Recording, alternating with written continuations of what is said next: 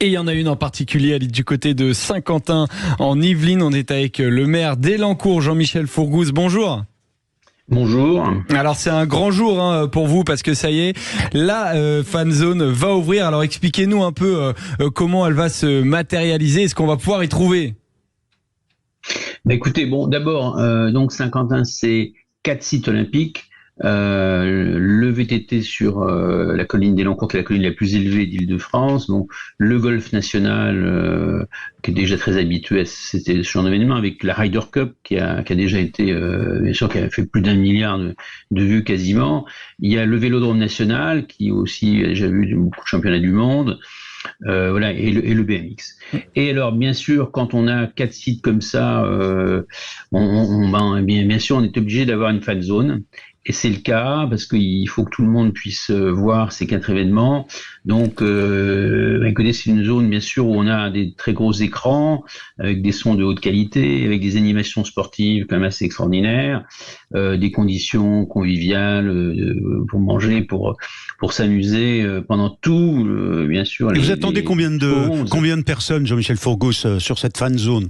Eh ben écoutez, on nous a limité à ça dans cette période un petit peu de tension, un petit peu de tension, voilà, on va dire ça comme ça. On a limité à 5000. On pouvait faire beaucoup plus, mais on nous a limité à 5000. Bon, écoutez, et vous pensez que ce sera plein, évidemment?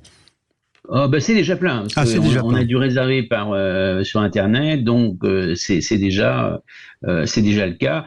Alors il y a trois en plus pendant ces jours d'ici le 11, il y a 3 orchestres, notamment demain soir le premier, donc c'est Offenbach, qui a d'ailleurs tout de suite. C'est pas n'importe qui, hein. C'est un des artistes les plus écoutés dans le monde entier. Oui, mais de toute façon, la règle du jeu, c'est bon, faut faire un peu ce qu'il y a de mieux en ce moment. Donc voilà, ils vont avoir la chance de voir des émotions, je dirais des sensations quand même de haut niveau. Et c'est la première fois que quand même on organise un événement aussi festif, aussi avec des acteurs quand même. Puis bien sûr de voir tous les sportifs. Et là, ça c'est très important, c'est que nous on se bat pour que, vous savez, le sport c'est un mode d'emploi de la vie, parce que ça vous apprend les valeurs et qui vous servent à gagner dans la vie. C'est le goût de l'effort, la discipline, la méthode, le respect de l'autre. Et quel rapport avec la fan zone là? C'est qu'on fait une fan zone parce que tous les sports que l'on va montrer, c'est pour augmenter l'envie de faire du sport. Ouais. Parce que la finalité des collectivités locales qui s'engagent là-dedans, c'est pour augmenter. Parce que c'est extraordinaire. Dès que quelqu'un pratique du sport, mais il va mieux. C'est le meilleur anxiolytique au monde, le sport. Effectivement, ça va potentiellement permettre à certains aussi d'accéder au sport. Après, voilà, on le voit avec cette situation très tendue, avec ces attaques que subit le réseau SNCF. Ça va être un véritable défi sécuritaire. Voilà, quel est le dispositif? Vous avez renforcé la sécurité ce matin?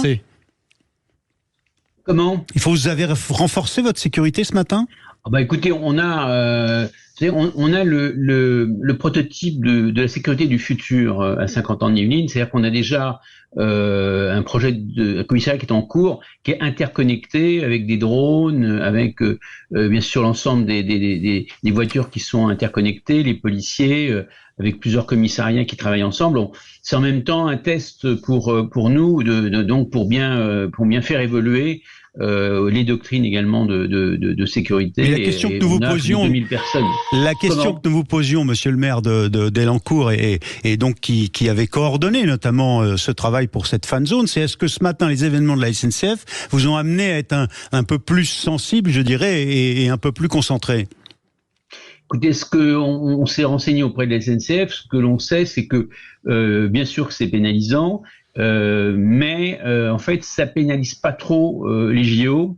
Par contre, ça peut freiner un petit peu les gens qui partent en vacances, qui vont effectivement devoir différer donc certains types de transports. Mais nous, on n'est pas trop et on se tient bien sûr au courant heure par heure, vous en doutez.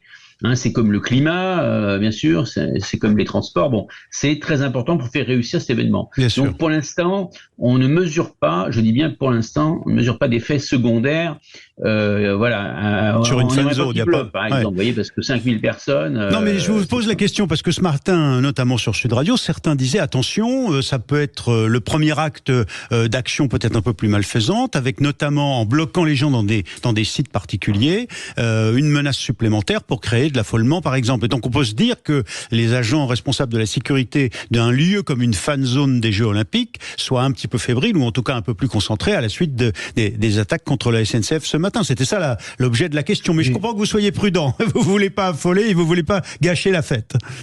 Non, mais on va pas se nier que il peut y avoir. Mais dans nos prévisions, vous pouvez avoir 10-20%, peut-être 25%, je ne sais pas, en moins. Mais pour l'instant, avec la SNCF, on dit que notre territoire n'est pas directement touché. C'est-à-dire, vous les avez cités tout à l'heure. C'est bien sûr des trains qui concernent plus le sud-ouest. En tout cas, merci infiniment Jean-Michel Fourgousse. De Paris, nous, hein, bien sûr, Saint-Quentin-en-Yvelines, c'est tout près. Merci Jean-Michel Fourgousse, président de l'agglomération de Saint-Quentin-en-Yvelines, maire droite républicaine d'Élancourt dans les Yvelines. Merci pour ces informations sur cette fan zone. Il y en a une autre aussi au nord de Paris, en Seine-Saint-Denis, une fan zone où il y a même une très grande tour qui permettra d'avoir une vue très très loin. Merci à tous et on se retrouve tout de suite pour la suite des JO dans tous leurs états.